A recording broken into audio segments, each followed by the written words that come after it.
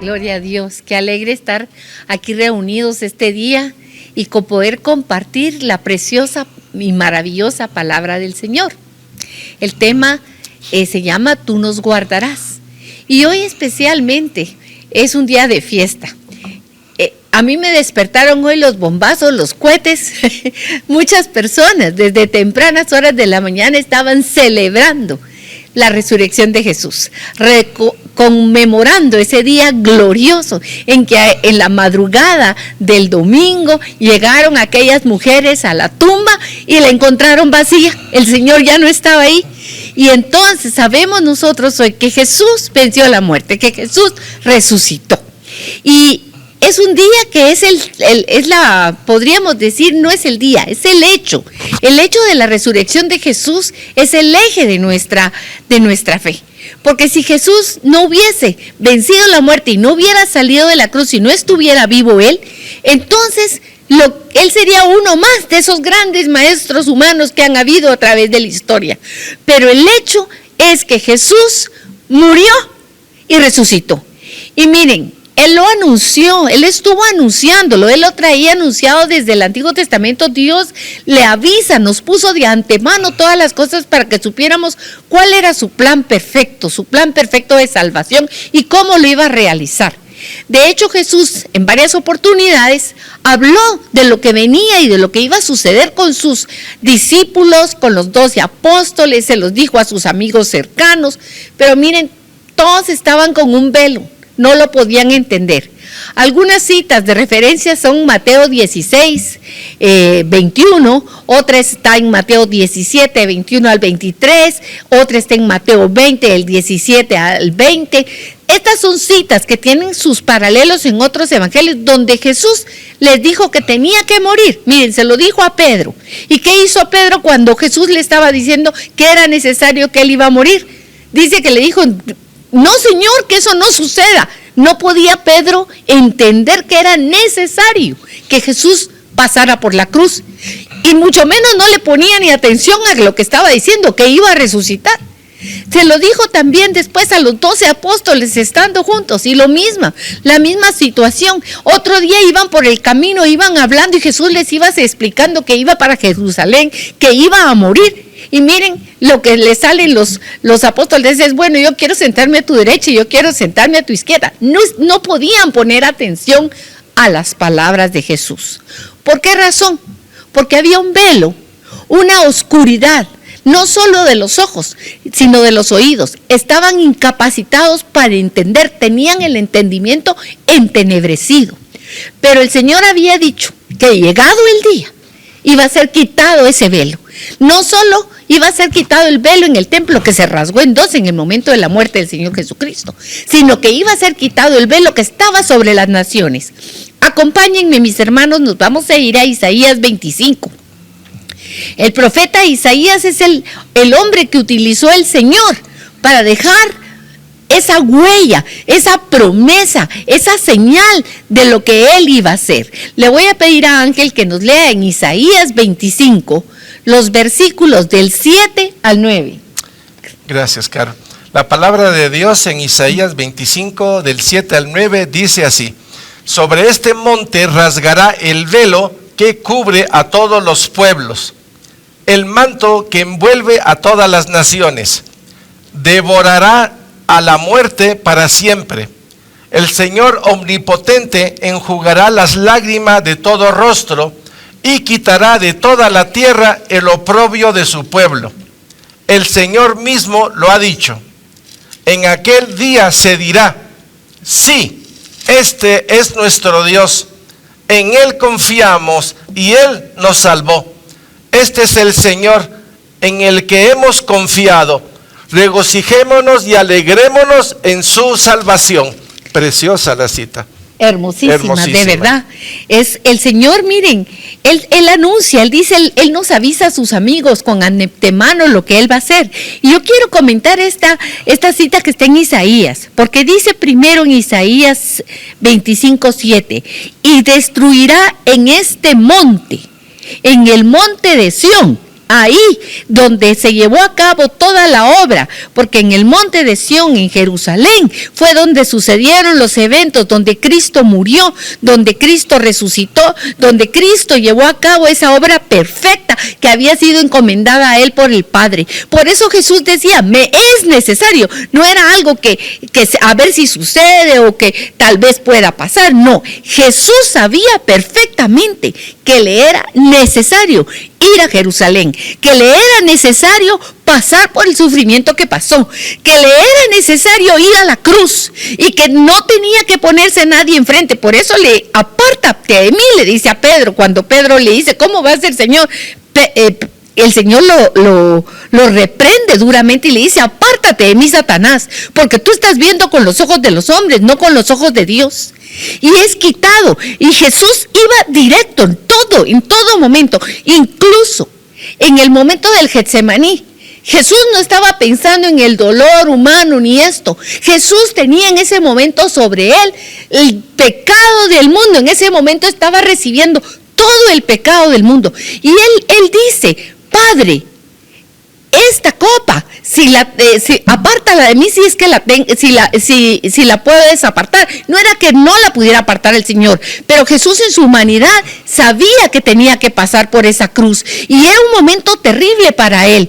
Por eso dice, pero que no se haga mi voluntad, sino tu voluntad perfecta. Yo sé que tengo que ir a la cruz, sé que es ahí donde debo terminar. Y una vez terminada, en ese momento, en la cruz Jesús dice, consumado es. Esa palabra está hecho todo, hasta aquí está hecho y llegó a ese momento. Pero Jesús había también anunciado que tenía que morir. Por eso esta cita que dice, sobre este monte rasgará el velo. Acuérdense que el Viernes Santo, el Señor en la cruz, en el momento que Él muere, se rasgó el velo. Se rasgó el velo, eso tiene una significación espiritual. Fue quitado aquello que impedía que el hombre pudiera acercarse a Dios, porque Cristo cumplió hasta la última I de la palabra, de las Escrituras. Y en ese momento es donde el Señor devoró la muerte. La muerte fue devorada por el Señor.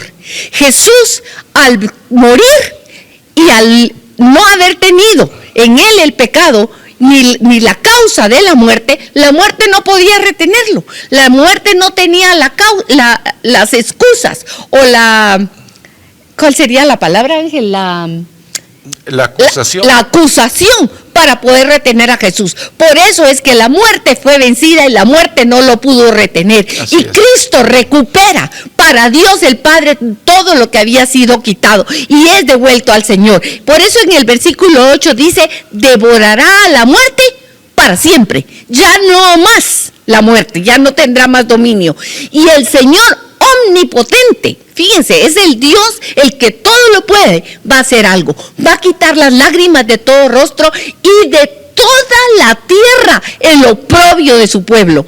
El Señor mismo lo hará, y eso es Dios mismo, Dios hecho hombre. Jesús en la cruz vence a la muerte. Y entonces hoy mi hermano, es ese día que habla el 25:9.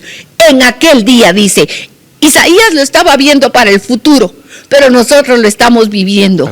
Hoy es nuestro día de victoria. Hoy es para nosotros este día en el que decimos, sí, dilo tú, léelo conmigo, sí. Este es nuestro Dios, el Dios en el que confiamos, el Dios que me salvó. Este es el Señor en el que hemos confiado. Regocijémonos, alegrémonos en su salvación. Mi hermano, esta cita la dijo Isaías, ¿cuántos miles de años atrás? No son cientos, son miles de años atrás. Pero hoy es para nosotros y la podemos hacer presente, porque nuestro Dios en el que confiamos, sabemos que nos trasladó de la muerte a la vida. Mi hermanos, todos estábamos muertos en nuestros delitos y pecados. Tú estabas muerta, yo estaba muerta en mis delitos y pecados. Yo estaba en una esclavitud del enemigo de Dios. El diablo era el príncipe de este mundo y sigue siendo el príncipe de este mundo sobre aquellos que no han reconocido a Jesucristo. Pero nosotros ya somos libres. Cristo Jesús nos ha trasladado del poder de las tinieblas al reino del Hijo glorioso de su amor. ¿Sí o no? Amén. Él es el victorioso. Por eso sabemos que el Señor, el todopoderoso, el omnipotente, ha quitado el oprobio de nosotros. Él lo dijo y Él lo ha hecho. Por lo tanto, podemos confiar porque nos ha salvado y seguimos confiando en Él. Así que hoy, mis hermanos, es un día glorioso para conmemorar la obra de Jesucristo en la cruz, para conmemorar que la tumba estuvo cerrada y que Jesús en esos 3 días, recuérdense, Jesús bajó incluso al infierno, pero no solo bajó a predicar, sino a recoger lo que a Él le pertenecía, a quitarle las llaves al enemigo que se las había robado, a quitar ese poder robado al enemigo de nuestras almas, para rendir todo a los pies de Jesucristo. Y dice la palabra que por eso le ha sido dado un nombre que es sobre todo nombre, ante el que se dobla toda rodilla en el cielo, aquí en la tierra y hasta debajo de la tierra. Amén. Y Jesucristo ya está a la diestra del Padre, Amén.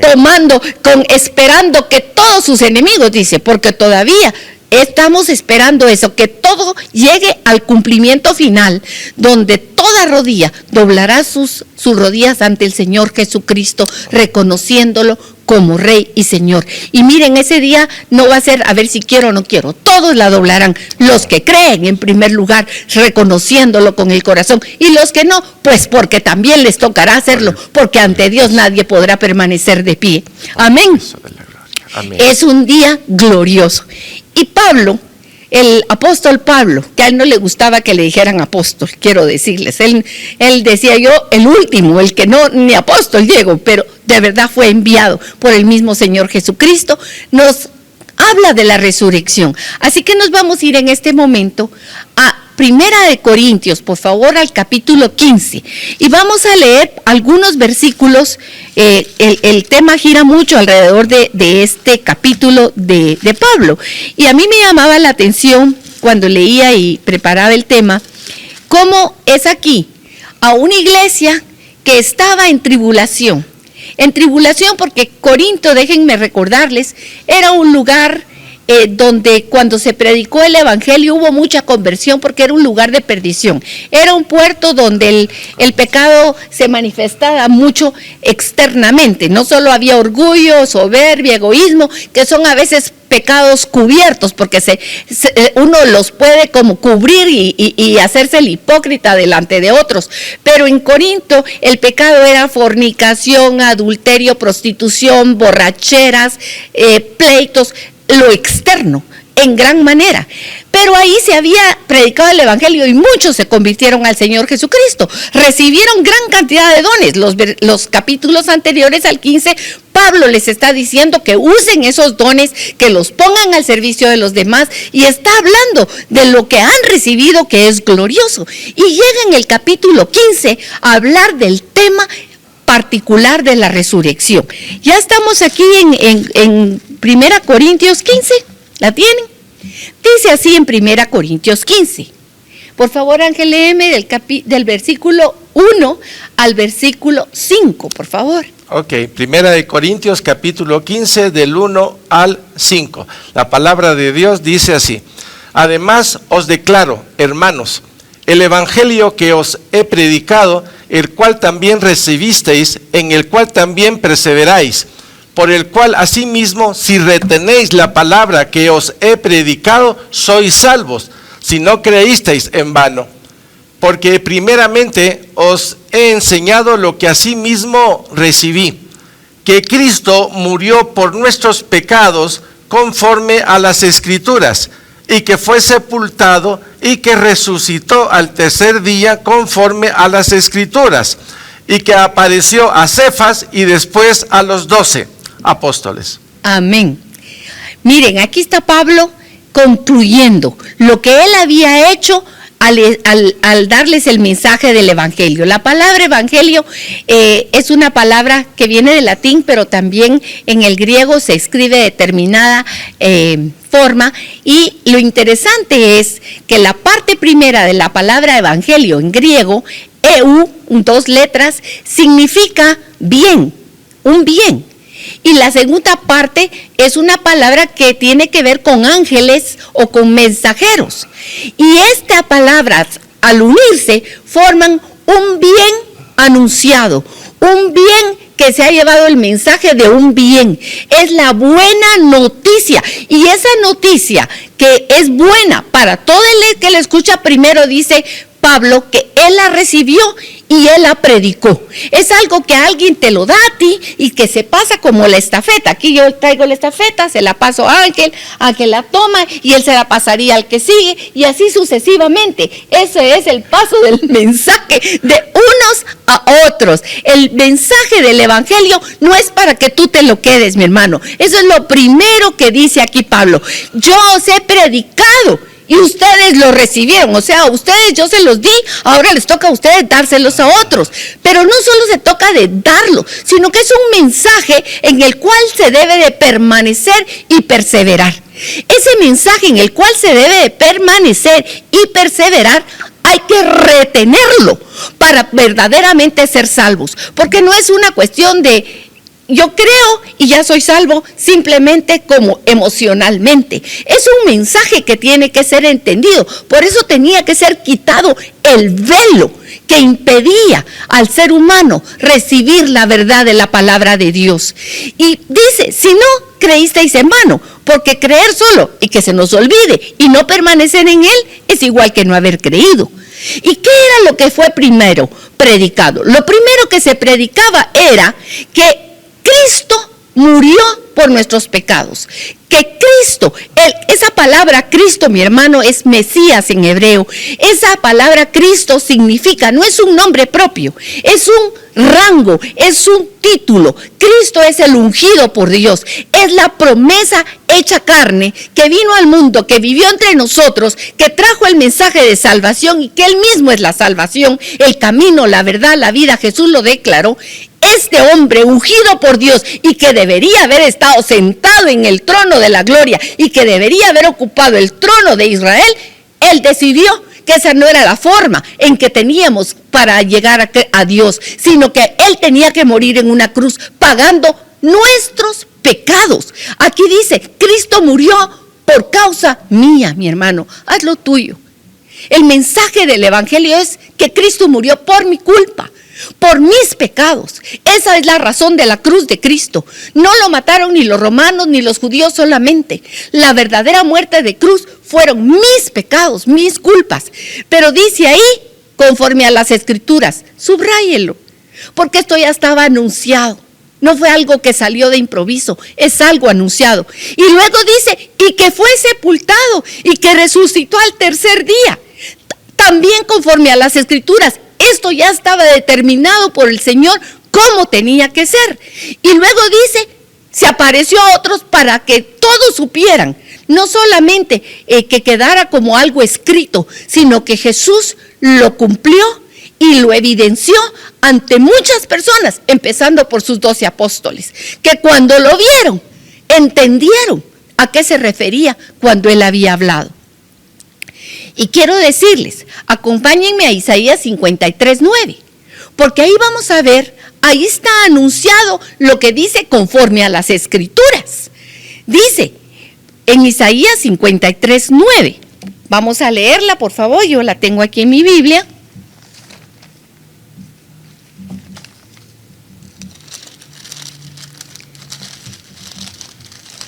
Estoy emocionada, porque el tema es emocionante, mis hermanos.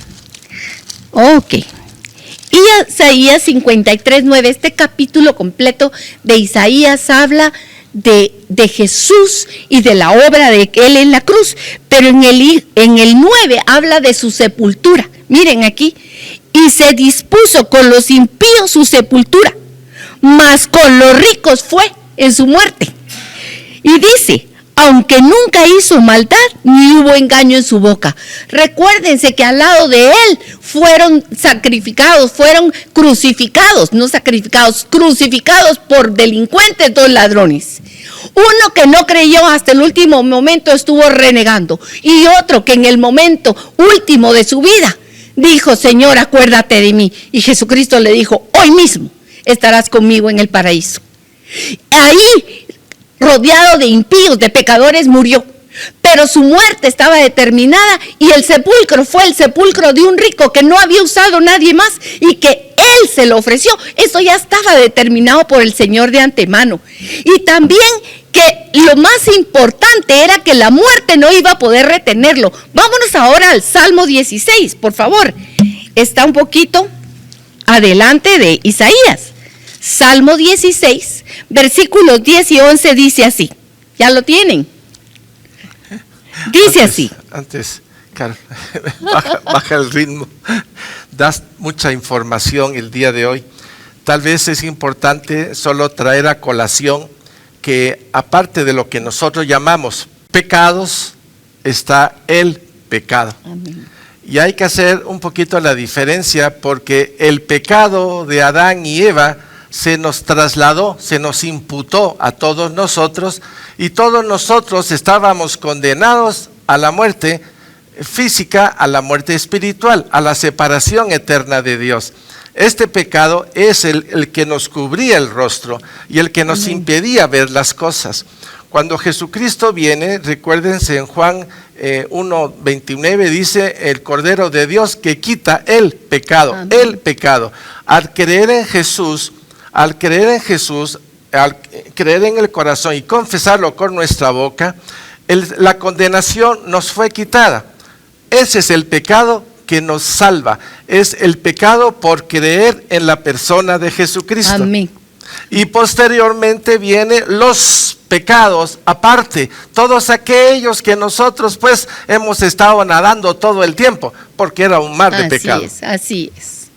Así es, completamente de acuerdo, Ángel. Gracias por tu referencia en este momento.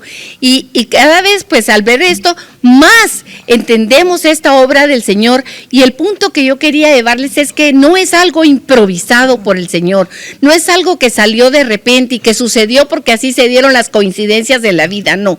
Era un plan perfecto del Padre al que Jesús dijo: heme aquí, yo iré. Y vino y cumplió hasta la última coma, hasta la última I de las Escrituras. Por eso en el capítulo 15 de Corintios, cuando Pablo dice: conforme a las Escrituras, la muerte de Jesús estaba determinada, su sepultura estaba determinada, pero su resurrección también estaba determinada. Jesús era, como dijo Ángel, ese cordero que cuando lo vio pasar Juan dijo: he ahí el Cordero de Dios que quita el pecado del mundo. Yo recuerdo hace muchos años que escuchaba muchas veces esa frase: he ahí el Cordero de Dios, el que quita el pecado del mundo, y no entendía nada, no entendía nada. ¿Qué significaba eso? Hasta que cuando leyendo la palabra de Dios y el Señor trayéndonos revelación a nuestra vida de todo lo que eran los sacrificios, de cuál era el significado, llegué a comprender entonces que verdaderamente Jesús cargó con mis pecados y los de toda la humanidad, que era el Cordero, no de una persona, el Cordero de Dios mismo que Él puso para que todo el que crea en Él no muera, mas tenga vida eterna. Por eso Juan dice en el capítulo 3, tanto amó Dios al mundo, tanto nos amó Dios a cada uno de nosotros, que Él dio a su Hijo único, a ese Hijo perfecto, sin mancha, al Cordero suyo, para que fuera inmolado, para que todo aquel que crea en esa obra que hace Dios y que pone por delante y confíe en la obra que Cristo ha hecho, pasa de muerte a vida. Así, mis hermanos, que hasta la resurrección de Jesús estaba determinada. Yo les había pedido que fuéramos al Salmo 16. En el versículo 10 y 11 dice esta profecía, dice: porque no dejarás mi alma en el Sheol, ni permitirás que tu santo vea corrupción. Me mostrarás la senda de la vida. En tu presencia hay plenitud de gozo. Amén. Delicias a tu diestra para siempre. El que lo estaba diciendo era un salmista, pero estaba hablando al mismo tiempo proféticamente de Jesús. El santo que no experimentó corrupción es el Señor Jesucristo. El Señor le mostró la senda de regreso a la casa del Padre, lo levantó de la muerte y le ha dado a su diestra delicias para siempre. Amén. Qué hermosura, ¿verdad? Amén. La palabra de Dios. Mis hermanos, este día podemos tener dos posiciones ante la gloriosa obra de nuestro Señor Jesucristo: o esperanza o desesperanza. Vivimos tiempos difíciles realmente, que ni nos imaginamos siquiera que algún día íbamos a vivir. Yo ni sabía que había habido una gripe española, ahora me enteré que hubo una pandemia de esas hace muchos años, pero ahora esta es diferente.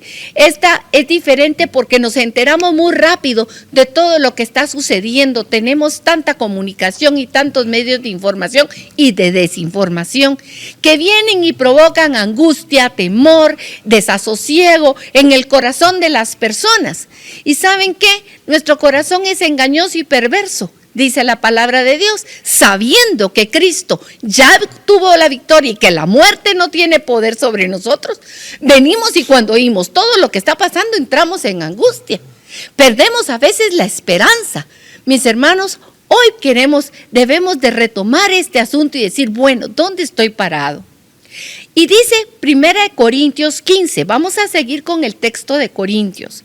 Vamos a leer ahora del 17 al 19 solamente, Ángel, por favor, los versículos del 17 al 19. Ok, 1 Corintios capítulo 15, del versículo 17 al 19. Dice la palabra de Dios: y si Cristo no resucitó, nuestra fe es vana. Aún estáis en vuestros pecados. Entonces también los que durmieron en Cristo perecieron. Si en esta vida solamente esperamos en Cristo, somos los más dignos de conmiseración de todos los hombres. Qué fuerte esta palabra. Si Cristo, ese "y" es ¿cómo se diría? Una suposición. Y si Cristo no resucitó. De hecho, alguien en una red social preguntó eso. ¿Y qué tal si Cristo no resucitó?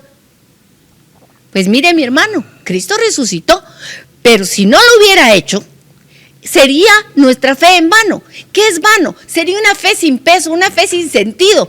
¿Para qué vamos a estar confiando en alguien que no cumplió lo que dijo que iba a hacer? No podríamos. ¿De qué nos sirve si solo vamos a tener a Jesús para que nos salve de nuestras finanzas, para que nos salve de nuestros problemas humanos aquí en la tierra? Estamos con una fe sin sentido, porque al final de cuentas, la vida pasa muy pronto. La vida pasa muy pronto. Y esa fe no tendría ninguna trascendencia. Nuestros pecados no hubieran sido perdonados, porque entonces tampoco nada de lo que dijo anteriormente Jesús hubiera sido verdad. Esa resurrección de Cristo es el sello de la verdad del Señor sobre su palabra, sobre lo que Él ha dicho. Así es, y no tiene vuelta de hoja. Y entonces dice Pablo, si no somos los más desventurados de todos, porque estamos esperando algo que no fue. Así es. Y dice, si eso fuera así, váyanse al versículo 32, miren, si usted no tiene la seguridad de que Cristo resucitó, entonces mejor póngase a comer, a beber y desenfrénese, porque no tiene ningún sentido estar esperando la resurrección de los muertos, porque si Cristo no resucitó, usted tampoco va a resucitar. ¡Qué terrible! Pero esto lo pone Pablo para hacernos pensar.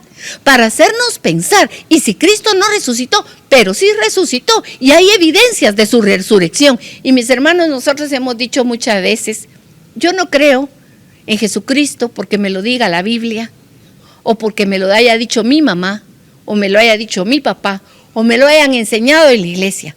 Ciertamente todo eso nos ayudó a llegar a ese momento del encuentro personal con Cristo.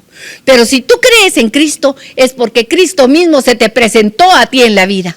Es porque Él tocó a la puerta de tu corazón y te dijo, heme aquí, y tú le dijiste, pasa adelante, Señor, yo creo en ti. Y el Señor ya no es solamente una idea, o un pensamiento o una creencia mental. Es una experiencia que recibimos como un granito y que cuando lo conocimos fue una explosión en nuestra vida. Pero yo puedo decir, como dice un dicho por ahí, yo creo en Jesús. Hoy hablé con Él en la mañana. Y hablé con Él hace un ratito y estoy hablando ahorita con Él. Él está sentado aquí a mi lado. Él está sentado en mi corazón. Está sentado en tu trono de tu corazón. Mi hermano, si estás así, estoy seguro que estás sintiendo oleadas de la presencia del Señor, porque Él así es. Él nos hace saber que Él está con nosotros. No es una idea, no es un pensamiento, no solamente es una escritura, es una realidad y es una experiencia que hemos entendido, porque Él se ha revelado a nosotros. Amén, amén. Gloria a Así Dios. que, mis hermanos, si hay algo que tenemos seguro es que vamos a morir físicamente. Eso sí que, ni vuelta de hoja. A menos que venga el Señor antes, pero hasta si viene en el arrebatamiento, seremos transformados en un abrir y cerrar de ojos. Tendremos que pasar por la puerta esa. Pero fíjense, el Salmo 49:7, del 49:7 al 49:10, dice varias verdades. Pero me voy a enfocar en lo que dice en el versículo 10, que dice, nadie puede negar que todos mueren. Salmo 49:10. Nadie puede negarlo. Todos mueren. Sabios e insensatos, por igual. Y que sus riquezas quedan para otros. Y también otras citas en Eclesiastés hablan de lo de la muerte, que es segura. Y entonces podremos estar como le pasó a aquellos saduceos que no creían en la resurrección y llegaron un día con Jesús. Ustedes se recuerdan ese pasaje que está en Mateo 22. Y llegan y ponen a prueba a Jesús y le dicen que había un hombre que tenía una mujer pero se murió. Entonces, según la ley del levirato, esta mujer se tuvo que casar con el segundo hermano y el segundo hermano también se murió sin dejar descendencia. Vino el tercero y así sucesivamente se murió con cada uno de aquellos hombres que fue casándose, porque eran 7 hermanos. Al final dice con cuál de estos se va a quedar la mujer. Y Jesús le responde en el versículo 29, Mateo 22:29, anótela y usted la puede ir a buscar después. Porque Jesús le responde, erráis. ¿Qué quiere decir erráis? Están equivocados, les dijo. Ustedes no saben de lo que están hablando, porque ustedes ignoran las escrituras. El problema de no entender algo o de equivocarnos en nuestros razonamientos es no conocer las escrituras y sobre todo no tener la revelación de las mismas. Jesús les dice claramente, ustedes están hablando de lo que no entienden porque no conocen en realidad las escrituras.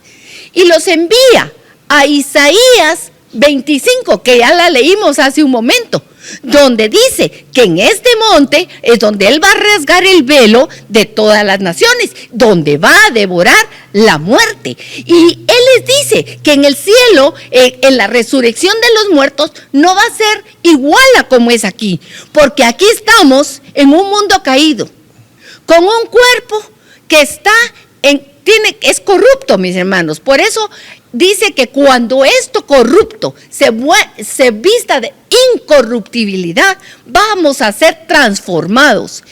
Así que vamos al versículo 20 de Corintios, 1 Corintios 15:20. Porque es necesario entender la resurrección. La resurrección no es que vamos a vivir una vida igual a como la que vivimos aquí. Allá dice, la imagen que usa Jesús en Mateo 22, dice que vamos a ser como los ángeles en el espíritu y vamos a tener un cuerpo totalmente diferente a este que ya no experimentará la muerte, ni el dolor, ni el sufrimiento, ni la angustia, ni nada de eso, porque habremos sido vestidos de la incorruptibilidad de Él mismo. Ajá. Ahora vamos a leer que dice 1 Corintios 15:20. Por favor, Ángel, si me puedes leer del 20 al 21. 1 Corintios capítulo 15 del 20 al 21, la palabra de Dios dice así: mas ahora Cristo ha resucitado de los muertos, primicias de los que durmieron es hecho, porque cuando la muerte entró por un hombre, también por un hombre la resurrección de los muertos. Hasta ahí. esta cita es maravillosa, mis hermanos. Jesús tenía que ser el primero en todo. En todo es el primero. Él es el Hijo, el unigénito, el Hijo de Dios que tenía que resucitar. Y primero que nadie, porque nadie más que Él podía abrir la puerta. Él es mismo la puerta, el camino, Él tiene la llave y Él entró. Y eso nos asegura que todos, aunque muramos, viviremos. Podremos pasar por esa puerta porque ya está abierta.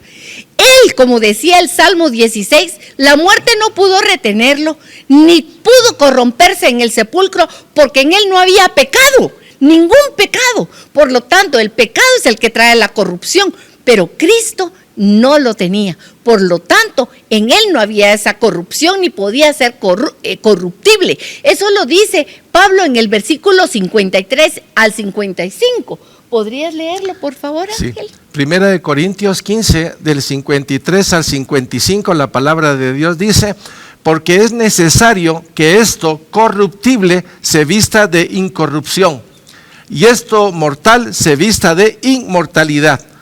Y cuando esto corruptible se haya vestido de incorrupción, y esto mortal se haya vestido de inmortalidad, entonces se cumplirá la palabra que está escrita: sórbida es la muerte en victoria. ¿Dónde está, oh muerte, tu aguijón? ¿Dónde, oh sepulcro, tu victoria? Miren qué hermosa esperanza. Por eso les dije, ¿cuál es tu posición? ¿Oposición de esperanza o de desesperanza? ¿Oposición del que sabe o del que ignora? Si nosotros sabemos que Cristo resucitó y que Él no fue su cuerpo no fue corrompido, sabemos también, porque Él nos dijo: voy a prepararos lugar, si no, os lo diría, y vendré por vosotros y os llevaré a donde yo estoy. Y tiene un lugar para cada uno de nosotros. Cuando pasemos por esa puerta de la muerte, podemos estar seguros completamente que la muerte ya fue vencida por Cristo y que no tiene derecho sobre nosotros. Y esto que es mortal, este cuerpo que es carne, esto va a morir, pero va a ser transformado, va a ser revestido de la misma Amén. Gloria del Señor. Amén. Y entonces podemos decir con Cristo: ¿dónde está, oh muerte, tu aguijón? Mira, mi hermano, no tengamos miedo. Si nos toca morir en esta pandemia, gloria a Dios. Si me salgo a la calle y me caigo en una cáscara de banano y ahí me quedé, gloria a Dios. Yo no sé cuándo es el día de mi muerte. Hoy puede darme un infarto, a ti te puede dar algo. Yo no lo sé, ninguno lo sabemos. No importa qué edad tengas. La muerte está en el camino. Hay un libro que se llama así, que leí cuando tenía como 15 años, nunca se me olvidó ese título. Ese título es una realidad, está al lado de nosotros todos los días, pero no estábamos conscientes. Hoy más que nunca estamos conscientes de ellas, pero podemos decirle: oh muerte, ¿dónde está tu aguijón? No te tengo miedo, porque Cristo es mi esperanza, Cristo es mi seguridad, Cristo es mi salvación. Yo sé que Él ha resucitado y Él dijo que Él me llevaría con Él y que me revestiría de Él. Y Él lo está haciendo, no lo va a hacer al final, ya lo está haciendo. Yo estoy siendo transformada por Él. No es algo solo para el futuro, mi hermana o mi hermano. Esto, la resurrección de Cristo no es solo algo que esperamos que suceda cuando pasemos por la tumba, no. Esto sucede ya y Cristo lo hace saber. Miren, un pasaje que habla de esto es cuando Lázaro, su amigo, muere y llega él con Marta y María, que Jesús ya sabía que estaba muerto, pero se atrasa deliberadamente en llegar porque Él quería que los que estaban ahí creyeran y vieran su poder, que Él es el dador de vida. Y llega con Marta y Marta está desesperada por la muerte de su amado hermano. Miren, es parte de la vida el dolor y el sufrimiento cuando alguien parte. No lo podemos evitar porque es esa separación tan dolorosa. Y Marta está ahí y llega con Jesús y le reclama y le dice: Jesús, si tú hubieras estado aquí, esto no hubiera pasado. Entonces Jesús le habla y le dice, en el versículo es Juan 11:23, le dice: tu hermano resucitará. Y entonces Marta le contesta: ah, sí, Señor, yo ya sé eso, yo ya sé que va a resucitar al final. Miren, Tal vez eso nos puede pasar a nosotros y decir que estamos viendo algo como para el futuro, pero Jesús en ese momento la corrige. A veces pasamos muy rápido las líneas, pero Jesús la interrumpe y le dice: Marta, yo soy la resurrección y la vida. El que cree en mí vivirá aunque muera. No es algo para el futuro, es algo ya, aunque muera en ese momento, ya Jesús es la resurrección. Y inmediatamente le dice: y todo el que vive y cree en mí no morirá jamás. ¿Crees esto? Esa es pregunta para ti. ¿Crees esto? María no le contestó: yo creo, Señor. Así que, mis hermanos, la resurrección de Jesús no solo es algo para el futuro, que es la esperanza final nuestra, pero es algo diario, porque Jesús es nuestra vida.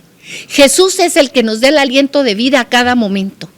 En Él está nuestra vida, de Él depende, no de un bicho, ni de una enfermedad, ni de un accidente. Nuestra vida depende de Cristo Jesús. Él tiene nuestra vida escondida en la palma de su mano. Para Él somos tan valiosos como la niña de sus ojos. No se cae un cabello de tu cabeza sin que Él lo permita, y Él lo sabe.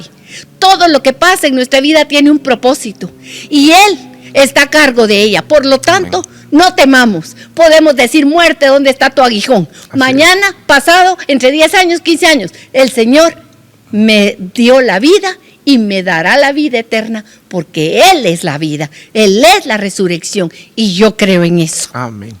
Así que dice Corintios 15:56. Por favor, Ángel. En Primera de Corintios capítulo 15, versículo 56. Ya que el aguijón de la muerte es el pecado, y el poder del pecado la ley. Mas gracias sean dadas a Dios, que nos da la victoria por medio de nuestro Señor Jesucristo. Aleluya, gloria a Dios. La victoria es por medio de nuestro Señor Jesucristo. El aguijón de la muerte era el pecado, pero el pecado ya ha sido vencido. Y los pecados también, porque tenemos el Espíritu Santo y el mismo Cristo viviendo en nuestros corazones, que ya venció todo. Y podemos vencer en esta batalla de la carne, en esta batalla contra el enemigo, porque Jesús es el victorioso. Amén. Y decimos: el victorioso vive en mí y vive en ti también, mi hermano. Amén, gloria a Dios. Así que hoy es tiempo de cantar, hoy es tiempo de alabar, es tiempo de bendecir, es tiempo de estar alegres, es tiempo de esperanza, es tiempo de gozo, mis hermanos, porque Él ha resucitado, Él vive, Cristo vive. Vamos a terminar con una cita preciosa que está en el capítulo 26 de Isaías. Vamos a ir a Isaías 26, del versículo 1 al 3. Por favor, Ángel, si puedes leerme Isaías. Sí. Isaías capítulo 26, del 1 al 3. La palabra de Dios dice así: en aquel día cantarán este cántico en tierra de Judá. Fuerte ciudad tenemos, salvación puso Dios por muros y antemuro. Abrid las puertas y entrará la gente justa, guardadora de verdades. Tú guardarás en completa paz a aquel cuyo pensamiento en ti persevera, porque en ti ha confiado. Sigamos con el 4, por favor. Confiad en el Señor perpetuamente, porque en el Señor está la fortaleza de los siglos.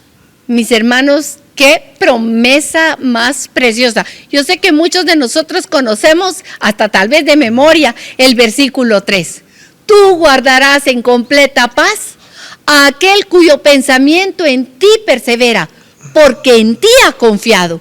Pero miren, todos estos versículos y todo el capítulo 26 es muy oportuno para este tiempo. Pero dice: en aquel día, hoy es ese día. Hoy es ese día en el que podemos cantar, y no solo en la tierra de Judá, sino en nuestra tierra. Fuerte ciudad tenemos.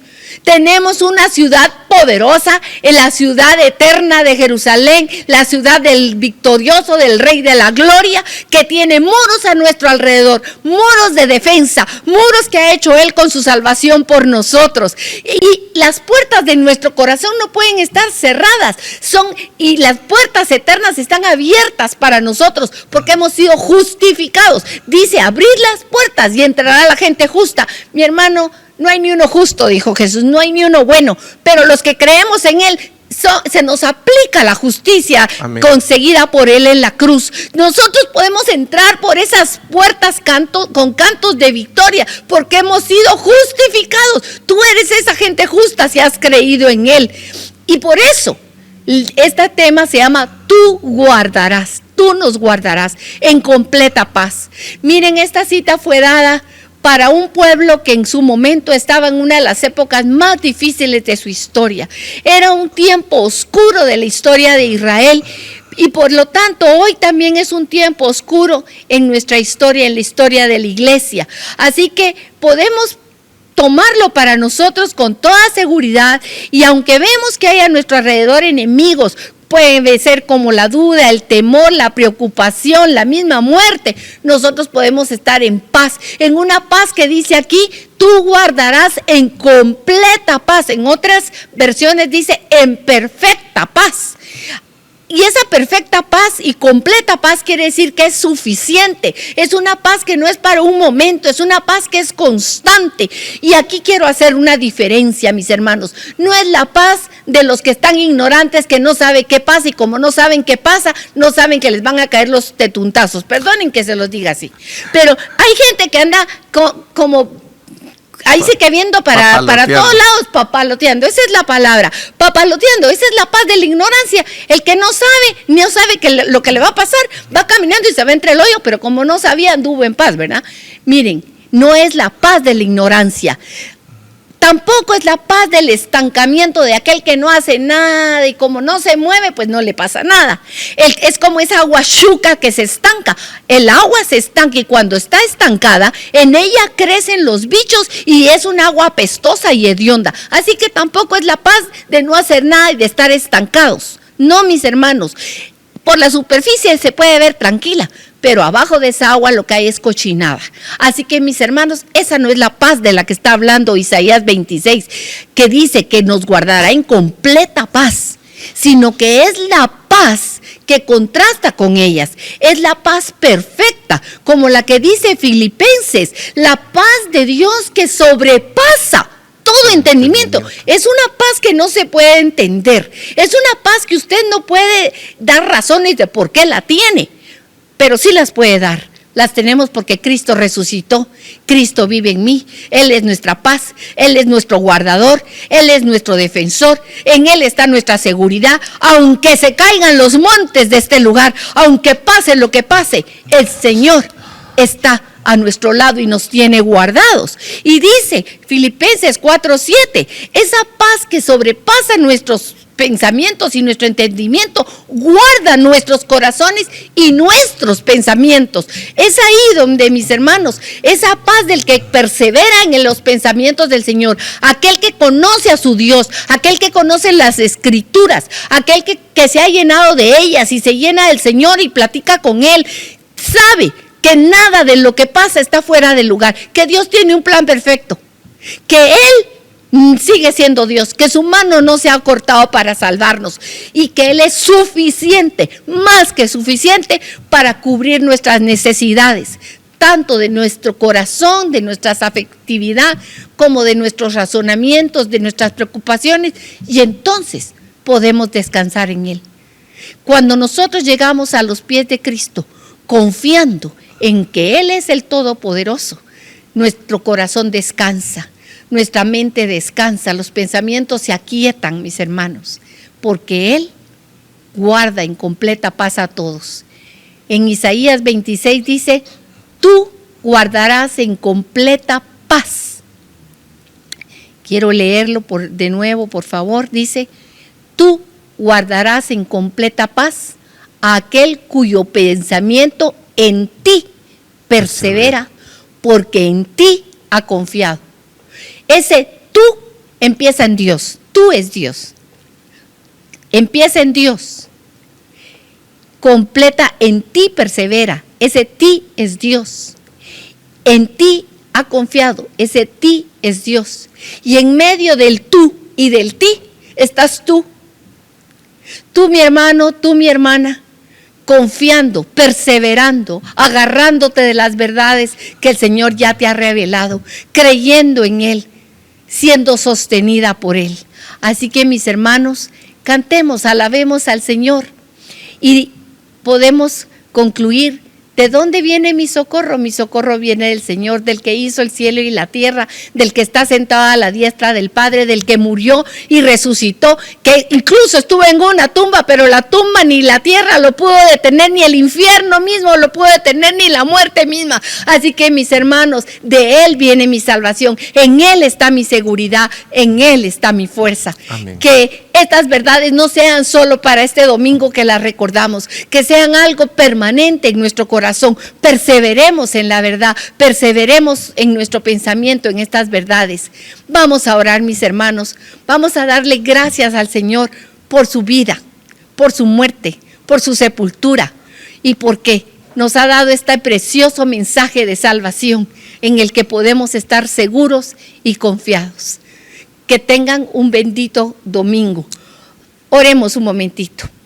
Padre amado, queremos darte gracias hoy por la obra de Jesucristo, por tu plan perfecto de salvación, por la vida de Jesús perfecta, por su vida desde la eternidad, que nos asegura ese amor eterno, porque Él es tu Cordero sin mancha, inmolado desde antes de la fundación del mundo, que vino y que vivió entre nosotros, que murió en esa cruz del Calvario y consumó toda la obra que le había sido encomendada, que fue sepultado como estaba escrito, pero que la muerte, Señor, no pudo detenerlo. Tú mismo bajaste y lo levantaste y le has dado un nombre que es sobre todo nombre, y podemos, Señor, confiar en Él, porque Él es el primero en haber resucitado. Él abrió las puertas del cielo, Él abrió esa puerta que nos lleva al mismo lugar santísimo de tu presencia.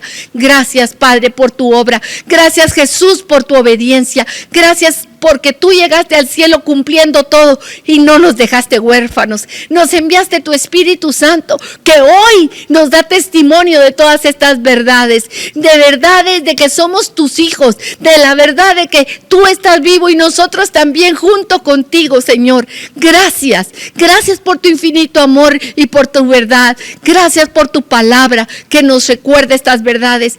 Ayúdanos, Señor, a perseverar en ellas. Danos la gracia para que nuestro pensamiento esté en ti, que nuestra confianza no sea parte de ti. Nunca, Señor. En el nombre de Jesús te lo pedimos y en el nombre de Jesús te damos gracias. Bendito Rey victorioso. Amén y amén.